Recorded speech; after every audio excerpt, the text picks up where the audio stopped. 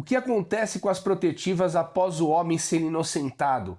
Fique ligado até o final que eu vou contar para vocês.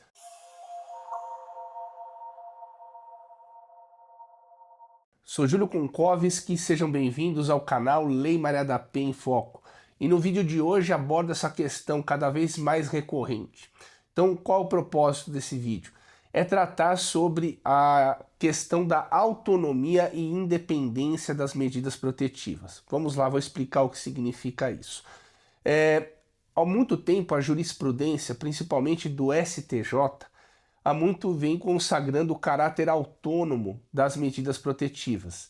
Significa dizer o que é essa autonomia? Uma coisa muito simples, não se preocupe.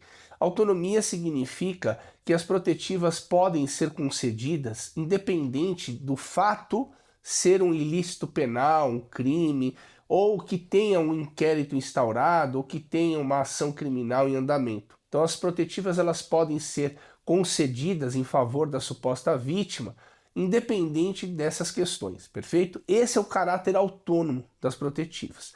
Agora estou falando de outra coisa também, que aqui vem a minha crítica, porque o nosso canal não é um canal meramente descritivo. Eu não fico aqui reproduzindo o que está na lei.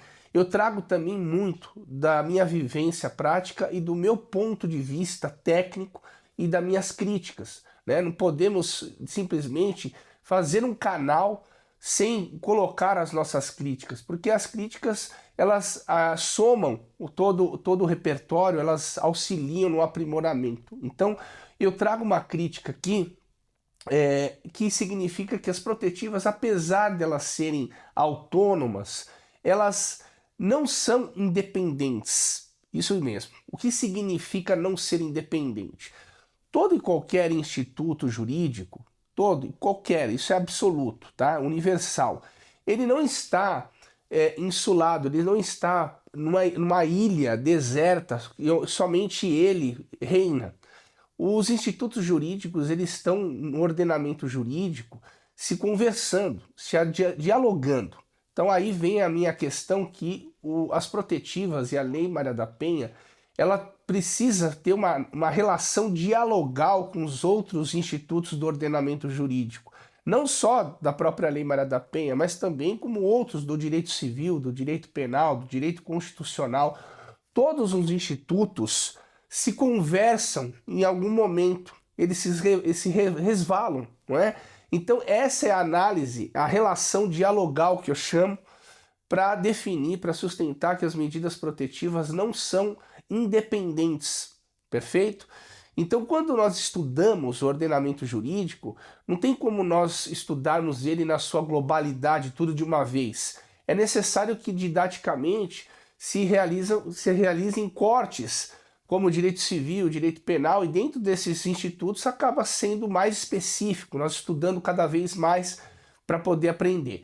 Então, quando falo de análise independente, nenhum instituto é independente. Então nós vamos entender aqui que, muito embora a jurisprudência e principalmente a Lei 14.550 de 2023 consagrou esse entendimento da jurisprudência para dentro da Lei Maria da Penha, e estabeleceu, consagrou o caráter autônomo das protetivas, ela não quer dizer que as protetivas são independentes. Então, apesar das medidas protetivas serem aplicadas independente de um ilícito criminal, independente do inquérito ou de um processo criminal, elas ainda são dependentes, elas não são independentes. Elas precisam conversar de forma dialogal com outros institutos. Então o que eu quero dizer é que um inquérito policial, imagina só a seguinte situação hipotética, eu vou trazer para ficar muito mais clara a explicação. Imagine uma suposta vítima, pede medidas protetivas, diz lá que sonhou com o seu ex-companheiro e em razão dessa versão unilateral, o juiz concede as protetivas e impede ele de se aproximar, de entrar em contato, enfim, estabeleceu as restrições. E esse fato que originou as protetivas, esse sonho, vamos supor, ele é objeto de um inquérito policial. O homem passa a ser, além de ter a protetiva, passa a ser investigado. Imagine só que esse inquérito ele seja arquivado, né? Imagine o trabalho da polícia judiciária, o trabalho do Ministério Público, tudo sendo fiscalizado também por um juiz de direito. E ao final dessa investigação, o homem ele é reconhecido que a sua conduta não foi crime, então não há interesse nesse fato para o Estado. E o promotor promove o arquivamento desse inquérito e o juiz homologa esse inquérito. Ou vamos supor ainda que ele foi processado criminalmente e no final ele foi inocentado, foi absolvido. Vamos trabalhar com essas duas realidades, olha que interessante. E a protetiva, ela é concedida a partir de uma análise superficial, né? Então o juiz ele faz um juízo de cognição sumária, né? Ou seja, uma cognição superficial. O juiz ele concede a proteção com base nessa realidade, através do princípio da precaução. Na dúvida, nesse momento inicial, deve-se proteger a suposta vítima.